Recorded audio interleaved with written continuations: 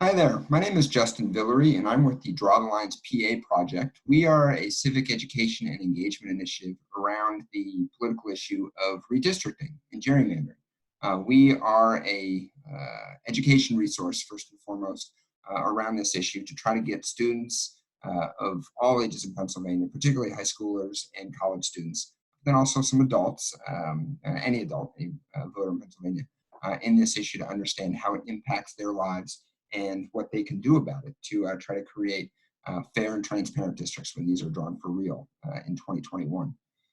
We've been in operation for about 2 years now. We run semester-long competitions in which students can draw their own congressional districts, their own legislative districts in Pennsylvania, and then win a fair amount of money around that. But more importantly, they're understanding how this issue works, how these lines are drawn in a way that can either advantage a certain party, an incumbent, or if done fairly, can really effectively represent Pennsylvanians in how elections are run. And so what we're going to do today is, amidst this new online virtual learning environment that's been foisted upon schools throughout the country and throughout the world with the novel coronavirus, we are going to put our resources front and center as an online tool that teachers across any subject, across any grade, can use to help teach the issue of redistricting in their class in a way that hopefully is accessible for their students, and they can do this on their own time. This is also something that can be done outside of class with families who are interested in learning about this, or any student who just, or an individual who wants to participate. So we're going to put our resources on our website, drawthelinespa.org. And then this session here, this video, will hopefully be about an hour long. It could be used in the classroom. And what we're going to do is talk about the issue, redistricting, explain what it is, what happens when gerrymandering is done, when redistricting goes wrong, trends towards a partisan advantage, and then talk about the draw lines mapping competition and how individuals can get involved and draw their own map to learn with a hands-on, really project-based learning method for how to draw these lines themselves. So what I'm going to do is I'm going to share some slides here and kind of use that to guide our conversation tonight, or this, whenever you might be watching this. So here we go. Like I said, drawthelinespa.org, or on social. You can see our tag there at drawthelinespa. Please do find us. We've got content on those various channels that would be really useful to you. So when we're in class, and we can do this virtually as well, the very first thing that we always ask our students to think about is, what issues matter to you? A lot of our students talk about climate change. Other students talk about healthcare. People talk about immigration, criminal justice reform, whatever, whether you consider yourselves left, center, or right. We hear a lot of the same issues.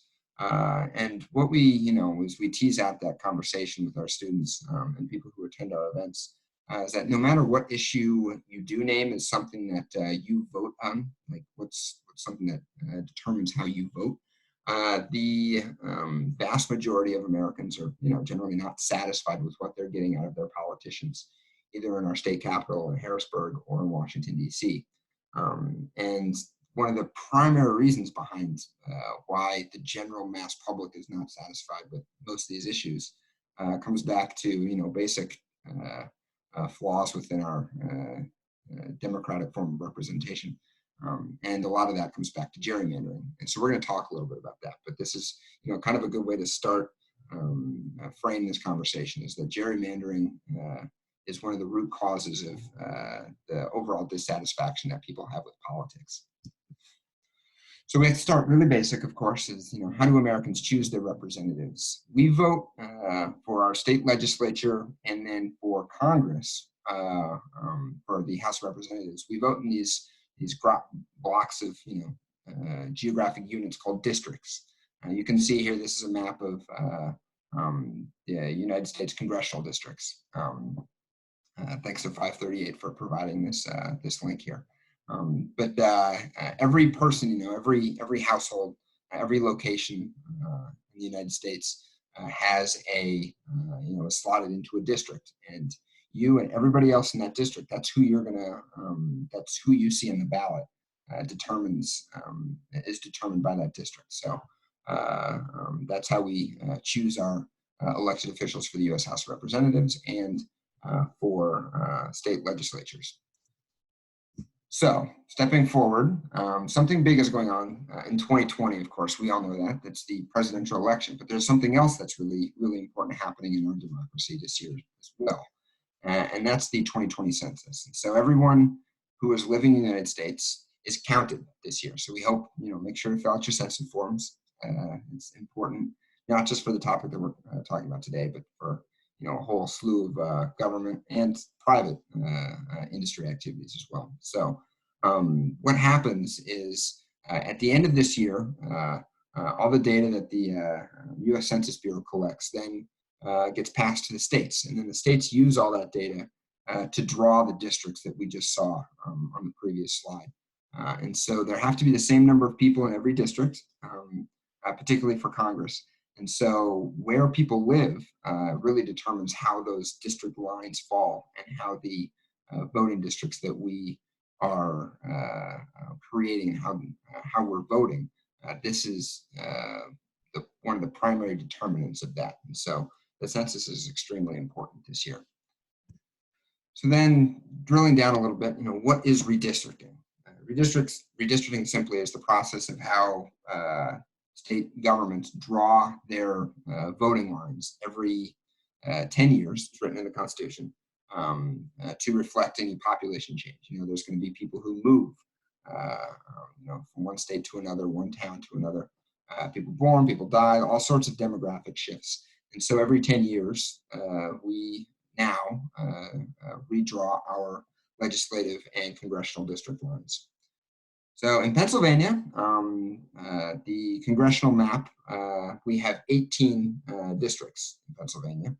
And then in our state legislature, two chambers in the legislature, we have 203 districts in the House of Representatives and then 50 seats in the state Senate. So when we talk about redistricting in Pennsylvania, we're talking about those three chambers.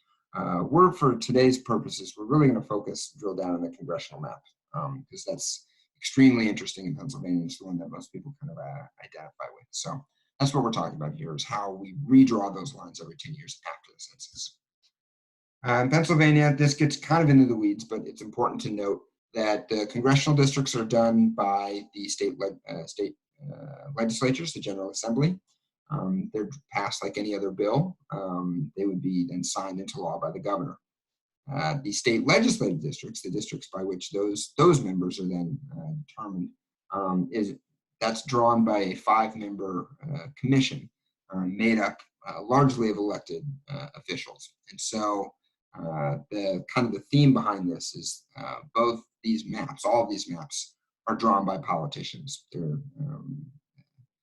the individuals who have the most to gain or lose. And so a lot of people consider that to be some sort of a conflict of interest. They're the ones who are determining their own job prospects by how these lines fall. And so that can lead to some challenges, as we're going to see in a second.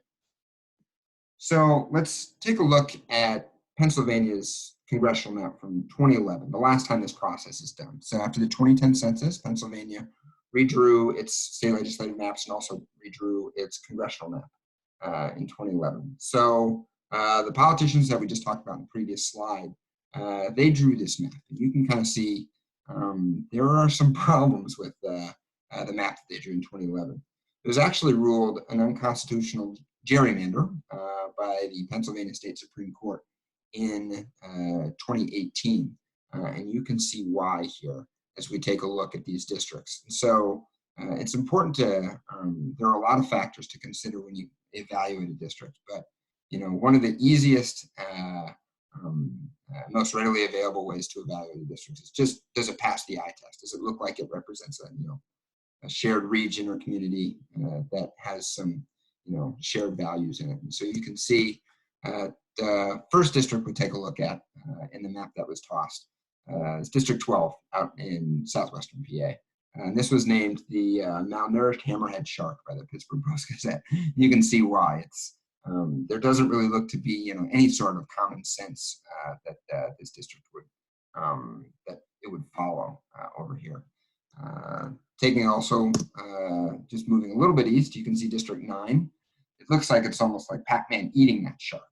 And again, there's very clear boundaries here that don't make much sense besides maybe just to advantage a particular political party or particular incumbent. If we moved out to the northeastern part of Pennsylvania, I like to think this I see a Shakespearean ghost here as it moves up into Scranton and Wilkes-Barre. And there are very particular reasons why these districts were drawn this way here in District 17. It does not appear to be compact or reasonable, right? If you go down, kind of zoom in down near the Philadelphia suburbs, District 13 is kind of like an ink splatter. There's some really weird carve-outs and jut-outs that weren't guaranteed to elect a Democratic member to Congress there. And then, of course, the most famous one that everyone knows is District 7. It's Goofy kicking Donald Duck. You can see his foot kind of hitting him in the rear there. And there are parts of Goofy in his neck area that's connected just merely by a parking lot of a seafood and steakhouse out near King of Prussia that connects, a particular group of voters in Goofy's head down through his neck to Goofy's body. And these districts were drawn in a way to ensure that one political party was maximizing its political advantage in the elections throughout this last decade. So again, this map overall was overturned by the state Supreme Court as an unconstitutional gerrymander. And so we're going to talk a little bit about what all that means. First, we like to step back as we think about what gerrymandering is. And think about, pepperoni pizza. How would you slice a pepperoni pizza, right? Most people would just cut it right down the middle, cut fairly even slices, make sure that everybody gets, the same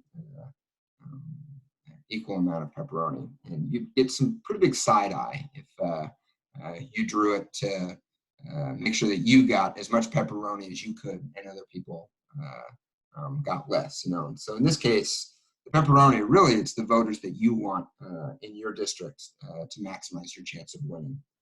And so if we take a broad definition of gerrymandering, it's the drawing of districts to benefit yourself or your political party to ensure that you can maximize your chance of winning an election. In a true democracy in which the voters were the ones who were in charge, we would politicians wouldn't have the say in this, right? That you would generally think of as voters being able to choose how they would pick their politicians. But when districts are gerrymandered, it's basically it's a form of cheating in which the politicians can declare what voters they have in their district, kind of what pepperoni do they get in their pizza to maximize their chance of winning their own seat, which seems kind of unfair, right? So that's an important analogy that we like to make. So one of the true essences of gerrymandering is the concept of cracking and packing. So cracking is the idea, thinking about a whole map, a whole state, and how many districts you're drawing. You're trying to maximize your party's advantage by cracking your opponent across a number of districts and then packing them into the few remaining districts. And so your ultimate goal is to try to lose just a few districts by a big margin. You want to lose a few seats, maybe 90% to 10%, 80% to 20%. And then you want to win all the rest of the seats by smaller margins, maybe 60 to 40, 55, 45. Just comfortable enough where you don't have to work too hard to ensure that you're going to win and try to maximize the number of seats that you're going to win in your state. So as you can see in this plot here, there are 29 green dots, 29 green voters, we'll say, and 29 purple voters.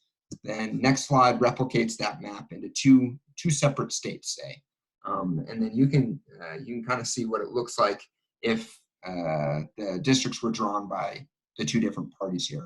So the first time it's drawn, the green party's in charge. You can see they have effectively packed purple voters into one single district in the middle of the state. And so that those purple voters are winning that one district by a lot. And then what they're doing is they're then cracking the rest of the purple voters so that they are being outnumbered by just a few in every district surrounding that big purple middle district. And so in this state here, the Green Party has now won 5 districts, and the Purple Party only wins 1, even though they have the same exact number of voters.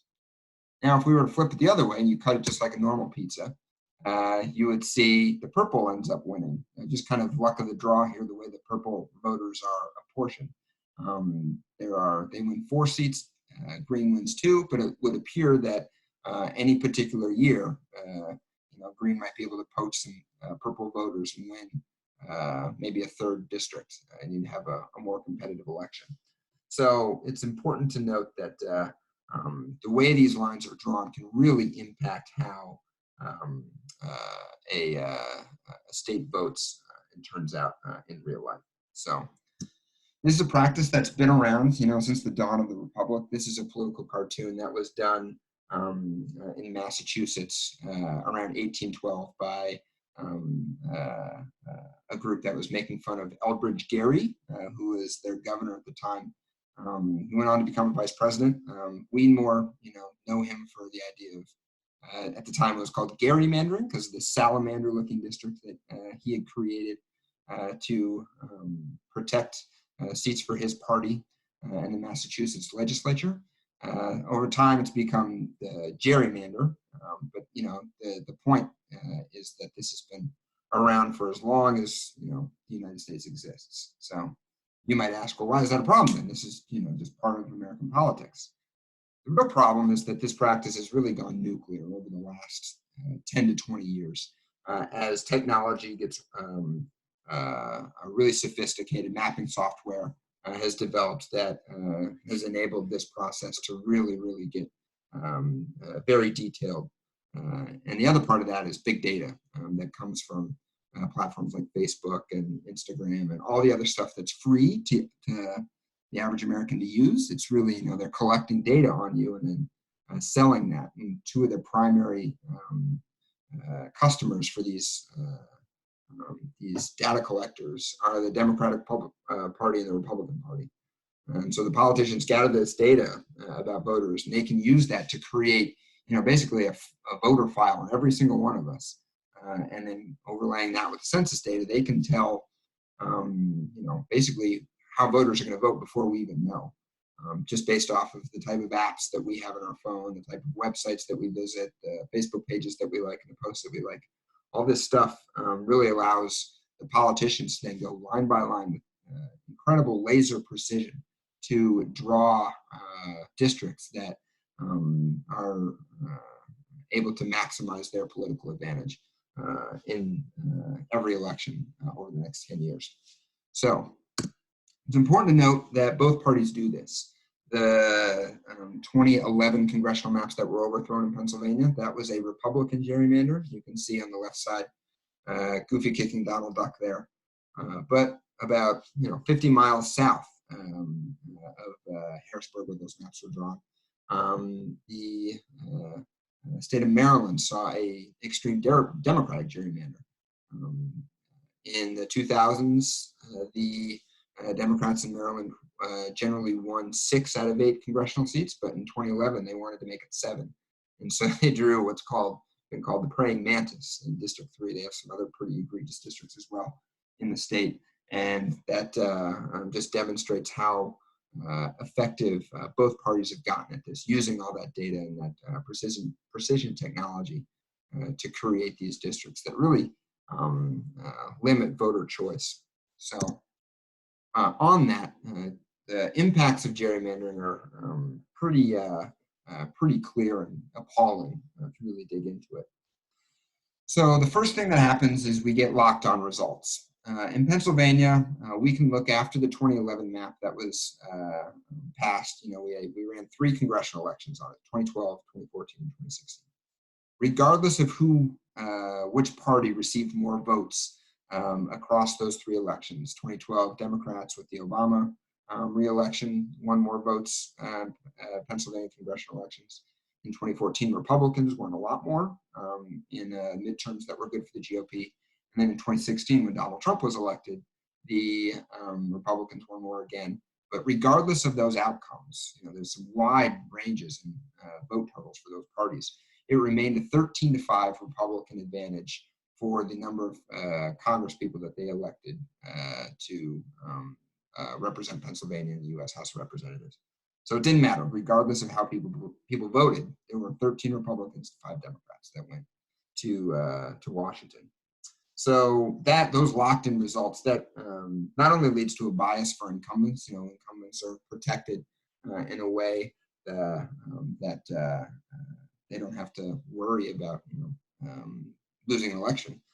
That can make it very hard for challengers to break through. So you start to see some of the scleroses that frustrates people so much in politics is a reason for that. When gerrymandering happens, the only election that really matters becomes the primary election. So, we've got our general election that happens in November. We've got the Republican nominee versus the Democratic nominee running for a race. But then months before, earlier in the year, there's the primary election in which each party chooses their nominee for the general.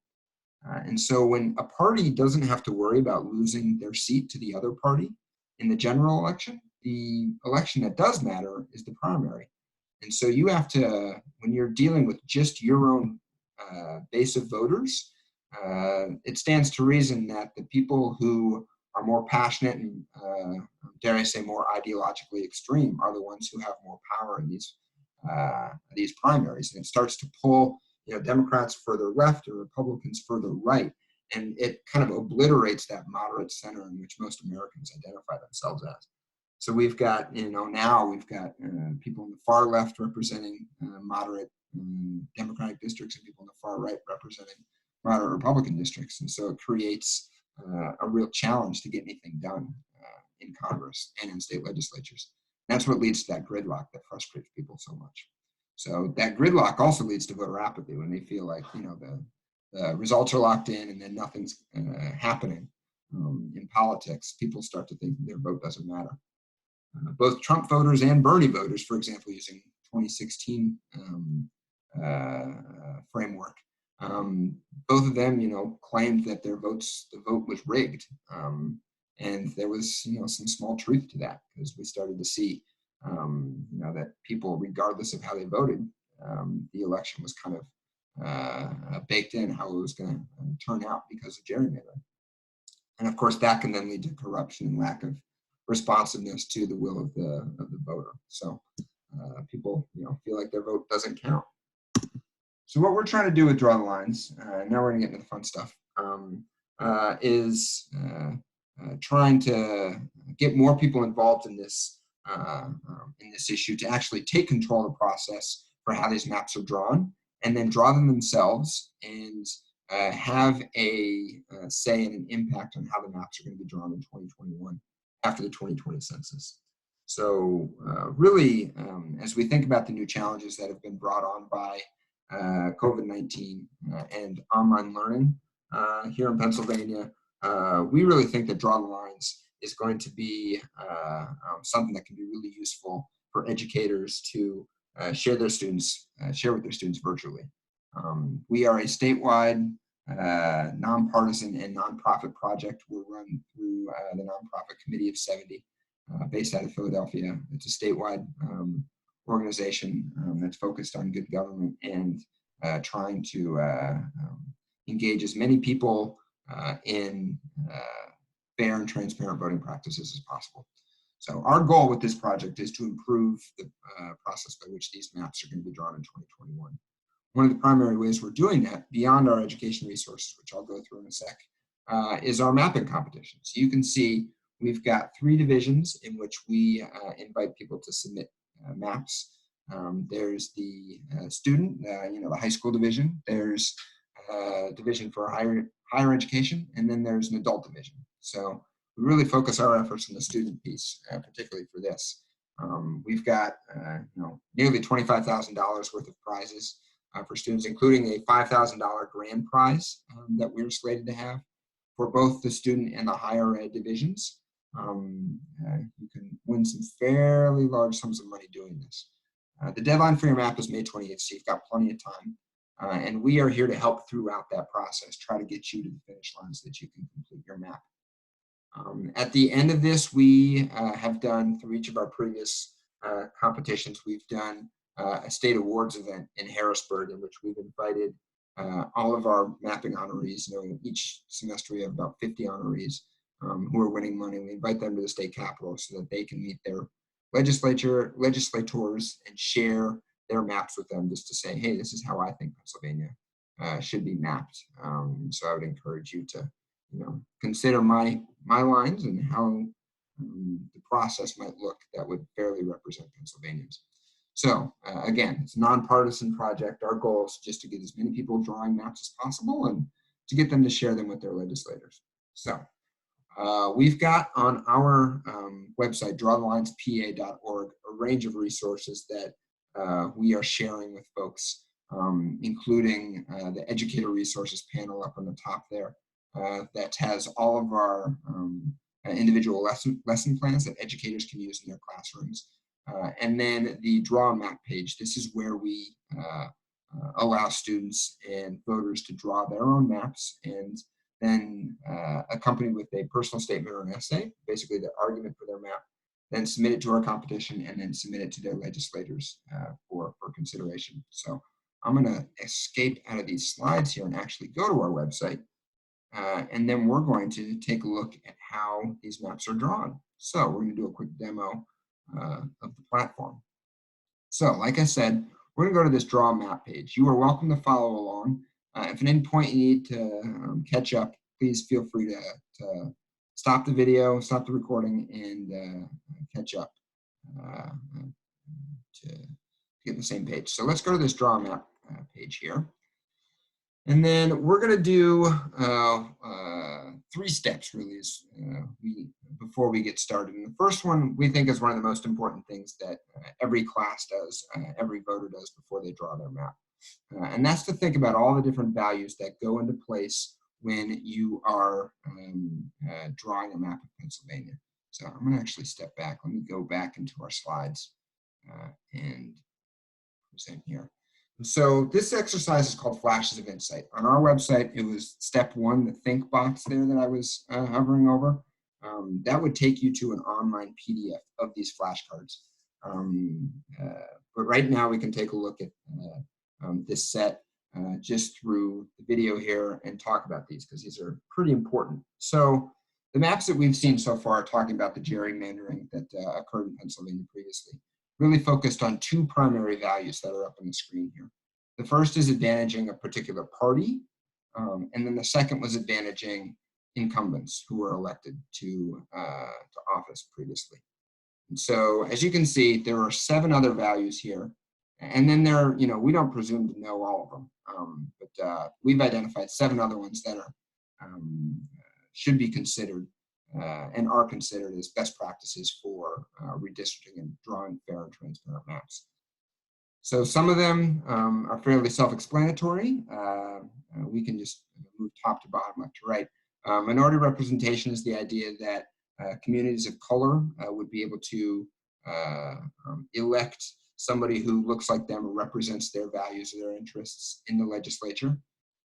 Competitive elections is the idea that, you know, elections should be competitive, relatively even number of Republicans and Democrats in that district. Equal population just means the same number of people need to be in every district. That's something that is held in the Pennsylvania State Constitution and is held up in case law on the federal level as well, that in congressional districts, every district needs to be exactly the same number of people. Also in law is the idea of contiguity. You cannot have a district broken from itself, so I can't have part of a district over here and then the same district over here and then completely broken from itself. It has to be a cohesive unit. Then moving to the right, county municipal splits. In the Pennsylvania State Constitution, those splits need to be minimized as much as possible. So for example, you can't cut Blair County, unless you have to demonstrate that that was absolutely necessary. Same with municipalities. So that's something to keep in mind. Compactness is a goal to strive for. The idea that, like a nice compact circle or a nice compact shape of a district is ideal, whereas a splatter, Goofy kicking Donald Duck was not a compact district. So there are mathematical measurements to determine what is a compact district. And then lastly, communities of interest is the idea that there are certain communities or regions that have similar shared interests or values, and you want to keep those communities together to have, cohesive representation. If you're splitting a community of interest, then they might not feel like they're well represented in Congress or in the state legislature. So when we do this in class, when we have these cards, we also have a wild card in which we allow people to share their additional ideas or other values for how they would want to see Pennsylvania drawn. So we don't presume to know all of them, but these are kind of the main 9 that we've identified. So one thing that the way we do this activity is we ask every student or every voter to think about what values matter most to them, and then to take a few minutes and rank order those. So if we're doing this virtually, it would be helpful maybe have a pen and a piece of paper and write these values down, and then rank order. Which ones do you think are most important? Do you think equal population should be number 1 since that's basically law? Do you think that's kind of a given? So I'm going to focus on, competitive elections. That's my primary goal. I want to see that in place. Maybe compactness is a good representation for you, not gerrymandering a district. And so take a moment to consider what values matter most to you, and then rank order those. Take the top 2 or 3. And then what we would do is, in a classroom setting, we'd ask a small group to come together and consider the different values that each person had. So I'll let teachers, if this is something that you're doing in a class right now, I'll let you consider how you want to do that, like a breakout room or something. Or maybe ask students to trade emails or texts about what values matter most to them. But go ahead and feel free to pause the recording here to do that, and we'll come right back. Okay, so if you've done that now, you've rank ordered which values matter most to you, and then maybe you have a few on the bottom that matter least, and then you've shared it with the class or shared it with a small group. Usually when that sharing happens, there are 2 lessons that emerge. The first is there's no one perfect way to do this. Everybody has a different opinion for what value matters most to them, or what 2 or 3 values. Some people still say that party advantage matters most to them, and they think that their party has the best ideas and deserves to win, and so they are going to maximize their party's advantage if they were going to be the ones who are drawing them out. Most people would disagree with that, but it's still a valid opinion. And so that's the first piece, is there's no one perfect way to do this.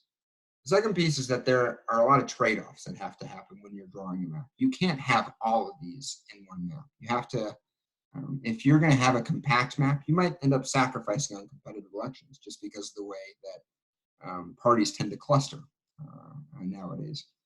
If you're going to value minority representation, you might have to split a few counties to get a community of color within the same district, or you might have to sacrifice on competitiveness for that. So there's a lot of different trade-offs that have to happen. So thinking about, there's no perfect way to do this, and you have to think about the trade-offs are 2 important lessons when you do this. So, all right, now the fun part. So you've done the flashes of insight exercise, and really what you've done now is you've done a strategy session for how you'd want to draw the map of Pennsylvania. So I'm back on our website now. I went to drawthelinespa.org. I'm in the draw map page here. And now what we've just done step 1. We've just done the think, how do you reflect your goals? What's your strategy for drawing your map? Step 2 is what I'm doing right now. We're going to do a video demo here on how to use DistrictBuilder. We've got a shorter version, a 10-minute video demo here, and a written user guide if that's the best way for you to learn. So take a look through those, or use this demo that I'm about to give you.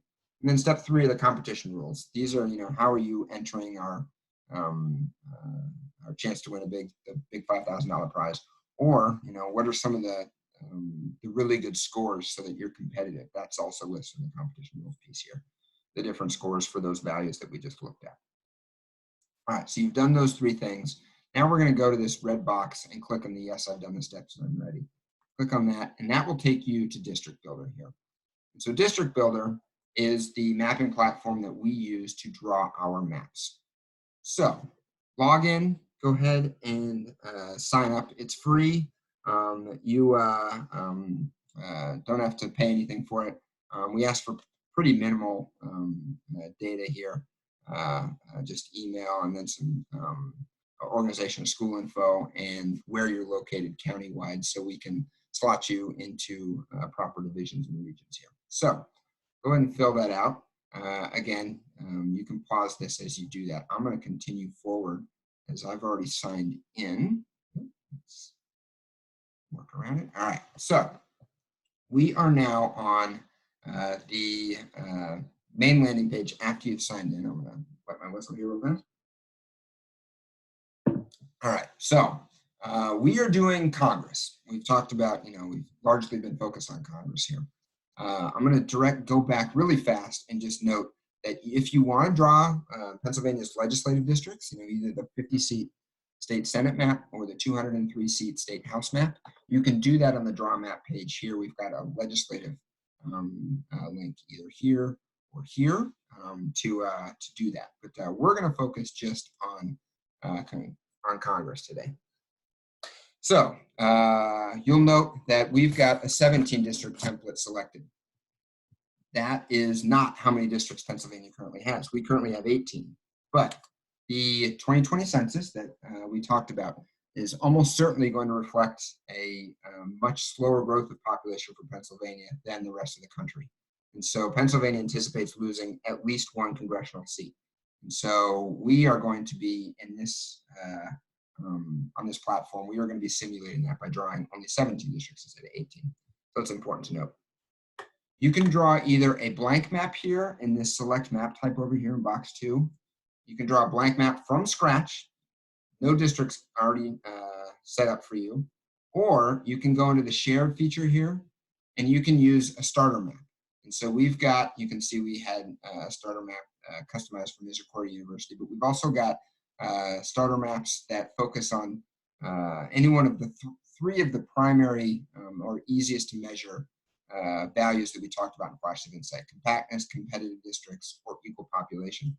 The regions are also important to note here. Depending on where you are in the Commonwealth, you can choose which region you want to map with the starter map. So if you're going for the $5,000 prize, it's best to start with the blank map and draw all 17 districts yourself. That demonstrates a much higher level of engagement with the project. But you can also still win money. You probably win on the regional level, maybe an honorable mention, or maybe a lower place prize. Still a couple $100 using the starter map. The starter map you can finish in an hour to 2 hours. The blank map, depending on how quickly you go and how refined you want to get, takes anywhere from about 2 to 6 hours. So depending on what your educator, your teacher has set out for you, if you're a student, or you're just overall level of interest and then maybe trying to win the grand prize, choose which map works best for you. We are going to demo the blank map today. So I'm gonna click that.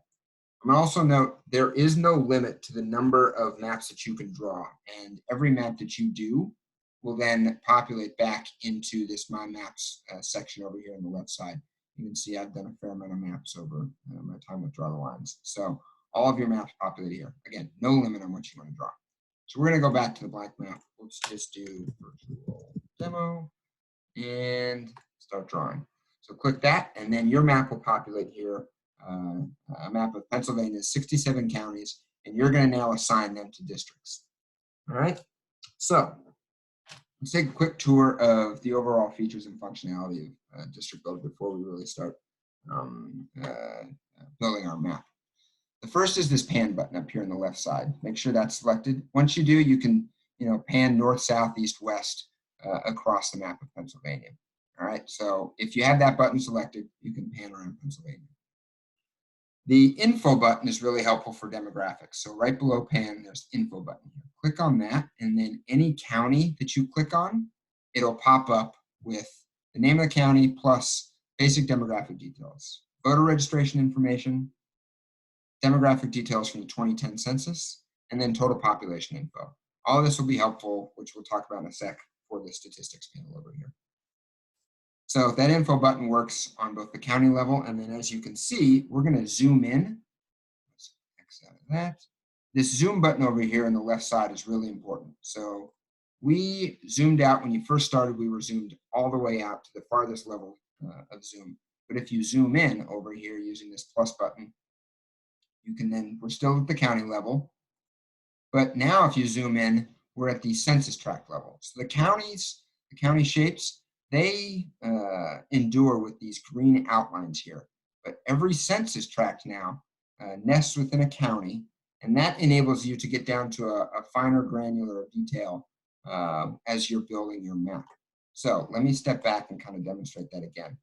Also note that these counties are shaded different colors, and that's due to population size. So the darker the shade, the more people there are in a particular county, right?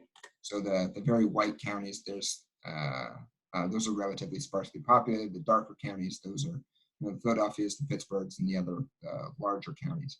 The same exists as we zoom in on the census tract level. There are more people in the darker shade, so I'm going to click on the info button here. You can see this census tract here has, what, about 6,000 people in it, right there, here in Lycoming County. But then if we go just a little bit up, we click on this big census tract here that's white, there are only 2,300 people in it. So this info button is helpful as you're trying to plot out your next move, and you're trying to focus on, getting an equal number of people in every congressional district, or maybe trying to add some more of one particular party to make it more competitive or less competitive. That info button is helpful. All right. So the zoom, what we suggest is that you build your map using the county levels first, and then you're going to zoom in later and really refine your map on the census tract level. So we're going to focus on just the county level for now.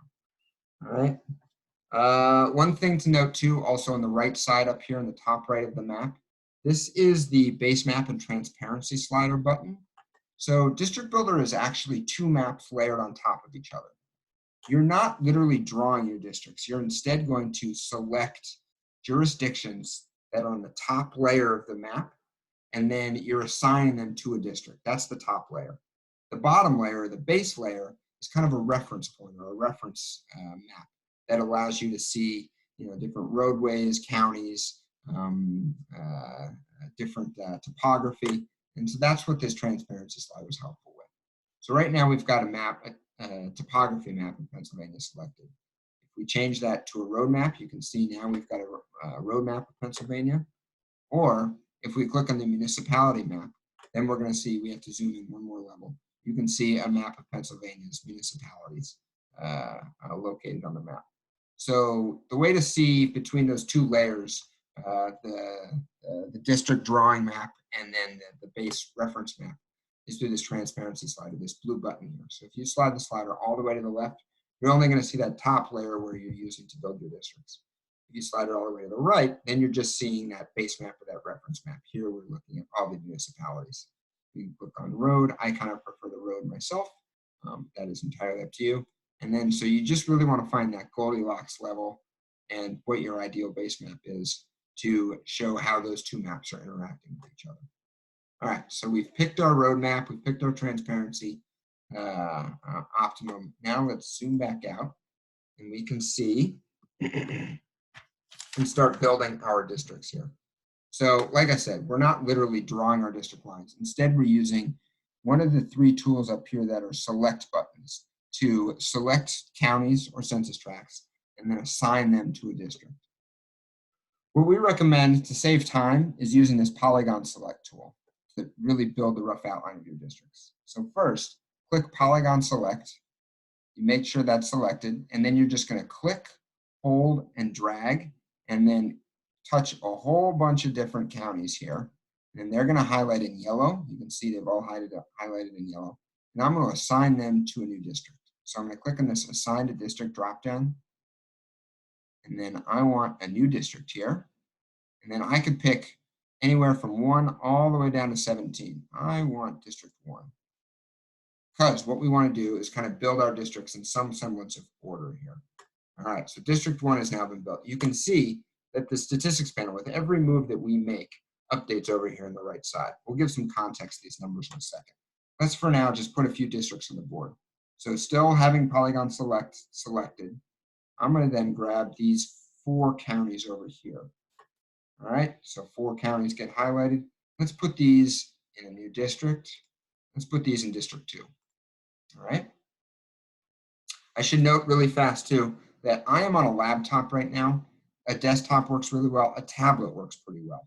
Phones do not work very well for this, unfortunately. So try to be on either a computer or a tablet to draw your districts. All right. So we've used the polygon select. We're going to show the single select as well. If we click single select, that just allows for more precision. You're obviously only going to select one district with this. So I'm going to click single select around Allegheny County. Let's put that into a new district. Let's put that into District 3. All right.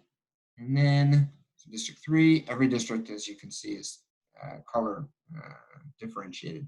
All right, so we've got 3 districts over here, wildly different populations. Let's go back to polygon select.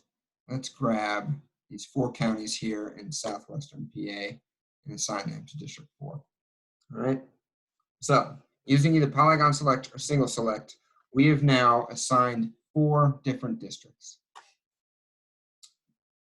Let's create a 5th one too, because I want to show, or actually, let's pull this county where you're going to use single select. Let's take a look at the info button here. We're going to look at Indiana County. There are 88,000 people. So let's use single select and let's put that in District 2. Single select, I'm going to grab District Indiana County and be ready to put it in District 2. So you can see I've already done the assigned to district a few times, but let's actually try a new way. Let's make sure we have click and drag selected. And now I can just select Indiana County that we've already selected here, just click and drag it over to District 2. And that automatically updates the statistics panel over here. So it's helpful to have multiple ways to assign a selection to a district. Just to, you use whatever you prefer, but I just wanted to point that out. All right. So let's also note that DistrictBuilder has an undo button, and you should make liberal use of this. So you can use the undo button to take away as many moves as you want. So we are going to push undo. We're going to take away all the districts that we spent so much time putting on the board. All right, we wanted to start our map over. Let's just wipe the board clean. But you can also use the redo. Say we like, oh no, I actually like those. So let's redo and put all those districts back. So use this button, these 2 buttons. They're very helpful. You can save yourself a lot of time and headache with those. It's also important to note that DistrictBuilder automatically saves every move that you make. There's no save button on here. You do not need to press save at any point. Just use, you'll just return in the select page to a previously saved map. All right, so we put up 4 districts on the board here. Now let's take a tour through our statistics panel over on the right side. As you noted, every move that we made updated the statistics panel over here, both in the statewide metrics and then district by district down here on the bottom half. What our primary goal is for every district, we want to have, every map needs to have 3 things. You need to have 17 districts. You can't just do a few districts and then submit your map. That's not how it works, right? Every map needs to be contiguous. I can't have, I'm going to use single select, and I'm just going to grab a county over in northeastern PA. Let's put it in District 1. DistrictBuilder's not going to like that. It's going to give me an error. See, it's District 1's not contiguous, right? So let's undo. Let's get rid of that and keep our district contiguous. So 3 things. We need to have 17 districts. Every district needs to be contiguous. And then every district needs to be close to this target population number. You remember I said earlier that for congressional maps, every district has to be pretty much exactly the same in terms of number of people. And so in Pennsylvania, if we were to divide the total number of Pennsylvania as of the 2010 census divided by 17 districts, this is the number we would get, 747,199 people. Our goal is to get every one of these districts to be as close to that number as possible. Because we are only going down to the census tract level, and we're not going down all the way, like some of the really high-powered maps that the politicians use. We are only going down to census tract and not block or group level. We are going to allow for a bit of a float on your total population score. So if you get within 0.5% of this number, which ends up being about 743 to 750,000, give or take, then you have met the standard by our terms, by draw the lines terms for this map. So it's not perfect, but it approximates as best we can what this equal population requirement is. So the way that manifests itself visually on this map, on the statistics panel here, is that if you've got a district that has fewer than 747,000 people, fewer than the target number that we need to hit, it's going to show up here in orange, the total population number on the stats panel. If you're over the number we need to hit, it's going to show up in purple. So as you can see, in Pittsburgh, Allegheny County, there are 1.2 million people that were living there as of 2010. It's way too big. We need to take out about 470,000 people from Allegheny County and put it into a new district. So District 2 is going to have to change. District 4 is going to probably have to change, which is a shame because District 4 is actually within our target population number right now. And that means that it's gray here as a color representation on the panel. So what we're going to have to do is we're going to have to zoom in, and we're going to have to break up. So I'm going to go back to pan so that I can pan over to Allegheny County. And we are going to have to break up Allegheny County here, right? So let's click polygon select. Let's take some of these census tracts that are over here. Now I'm going to do click and drag, and I'm going to drag them up into District 2. And you can see there'll be a few that get missed, so we'll have to go back and clean those up. You can move those, you can do that on your own time. You can also see that District 3 is now not contiguous because I've got kind of this orphan track up there. So you just have to fix that. But that gets us a little closer.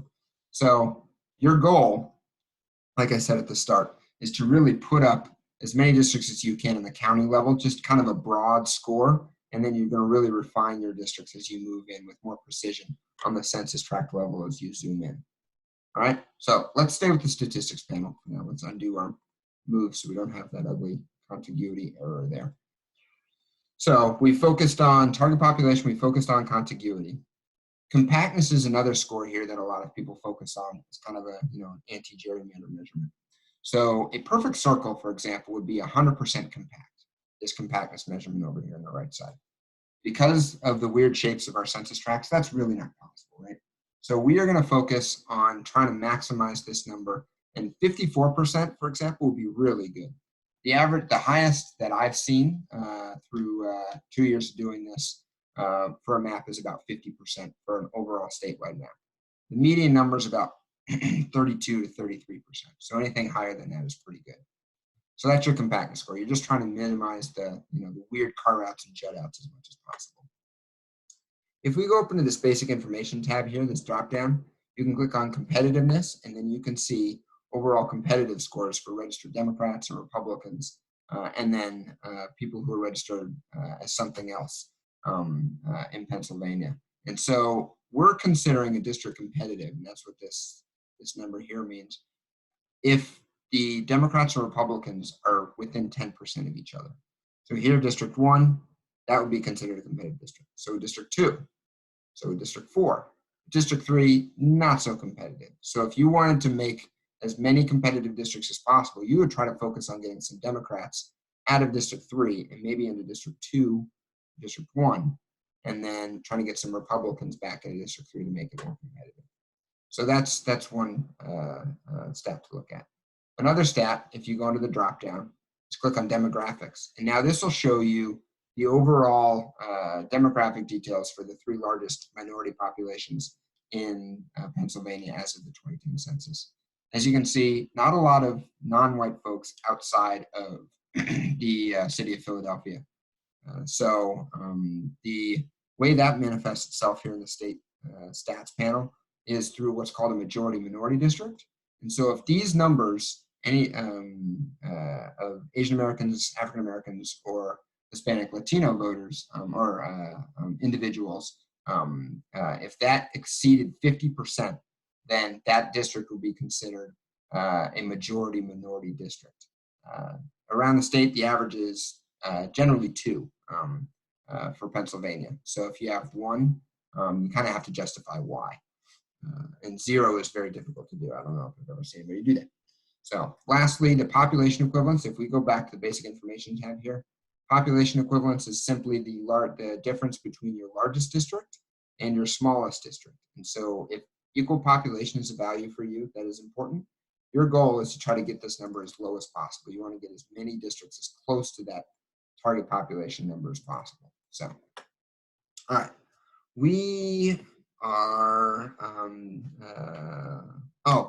as we draw these districts and say we decided we liked District 4, for example. It's in that target population range. We don't want to move it at all. It conforms with the values that we wanted to achieve.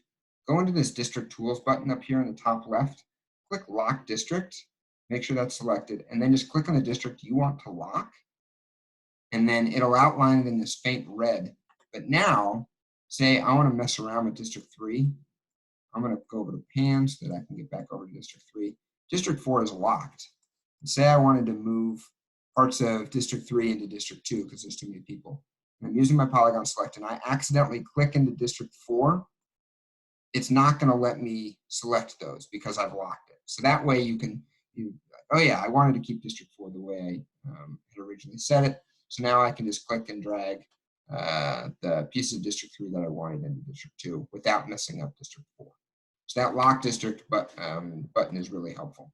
If you want to unlock your district, you decide you need to have some people in District 4 going, or District 3 going to District 4, then go back, click lock district again, and then just click on the district again one more time, and you'll see that red line disappear. And now you can select the pieces of District 4 that you need to move. So those are some helpful things here.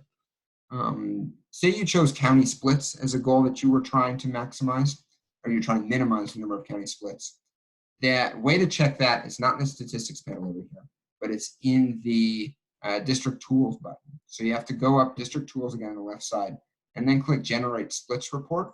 Click on that, you click Generate Report, and it's just going to show the number of times any county is split. So here, there are 2 splits, and that involves both Allegheny County. District 2 splits Allegheny County, and District 3 splits Allegheny County. So as you can see, District 2 goes into Allegheny County. District 3 is split in Allegheny County as well, right? So there are, I'm trying to look at my list of everything I need to make sure. All right, so let's say we have finished our map. We are ready to submit it, all right? I'm going to go back to a completed map that I've done previously so we can take a look at what this looks like. All right, so here's my completed map. You can see all of Pennsylvania is drawn here. We've moved in order from southeast to northwest, try to keep some semblance of numerical order for us. Every district is within the target population range. Every district is contiguous. My compactness score is decent. Competitiveness, so it's not bad. All right, I'm ready to submit. So I go to the submit button up here in the top. Click on that. Click validate. All right, so that means that you have 17 districts. They're all in the target population range. They're all contiguous. So now it's giving me the okay. I can now submit it to draw the lines for the competition. So I'm going to go to the submission form. It'll pre-populate the info I filled in upon sign up. You have to fill in a few more things to submit your map. And then there's 3 things that you have to do to complete your entry. The first is you have to tell us how you want us to judge the map. So like I said in Flashes of Insight, our idea is that there's no one value that's more important than anything else beyond what's written in the Constitution, right? So we are asking you to select which values you emphasized as you were drawing your map. Tell us what those values were, and that's how we're going to judge your map. So if compactness was a primary goal for you, if you have a good compactness score, that's great. You're going to be pretty competitive. But if you didn't do very well in compactness, even though that was a stated metric for you, then you probably won't move on to the next round, right? So select up to 3 values for that. Second piece is who's endorsed your map. Take a look. We've got some description about it, but this is quite simply did you share your map and get endorsements for it? Maybe people who liked what you did or would like to see Pennsylvania drawn the way you did. And so this is helpful in judging as well. It demonstrates a level of engagement beyond, just the basic drawing of a map. And lastly is your personal statement. This is a really important piece. And so we've got instructions here that give more detail. But this is your argument for your map. What values did you put into place and why? Why did you select the values that you did? How did you navigate those values and put them, reflect them in your map? What challenges did you have when you were drawing your map? How did you overcome those challenges? And lastly, what was the, the civic engagement that you did? This is not meant to be something that is just a, one person doing this. Our judges really like to see a level of engagement and detail on how people are getting feedback for this. They also like creativity. So a lot of people write their statements. These, don't have to be very long. They can be just a couple hundred words. But some people have done videos for us. A few people have done audio files. Somebody did a rap for us, which is great. So please think creatively and help our judges see new ways in which they want to see Pennsylvania completed. Once you're done with that, you submit your final map and you'll get it all done. That would be your entry to the competition. So I'm going to stop my share and just note as we finish up here that, and we're coming up right about an hour. So our goal with Draw the Lines is to get as many people drawing maps as possible. So our team is available to help out throughout the end of this competition just as much as possible. And I'm going to try to pull up our email address. So if you need any more info or want any further help, please feel free to reach out. There's my email address, jvillery@drawthelinespa.org. And we will happily help you get across the finish line with any tech support. Educators, if you'd like us to do this virtually in your classroom live, we can do that as well. We're available to help answer questions. Anything that your students need to get across the finish line, we are here to help. We understand this is a very challenging time. Obviously, we're all concerned about the health and well-being of ourselves and our family and our friends. And educators, I think you all have a double challenge trying to worry about doing your jobs and educating your students in a wilderness, a new environment in which there's a lot of concerns about accessibility and technology and availability of that for your students. And so whatever we can do to help, please don't hesitate to reach out. We are grateful for you continuing to talk about this very important issue, and hopefully we can see some of your students enter their maps and maybe have an impact on this extremely important process in 2021. So thank you very much, and we will hopefully see your map soon.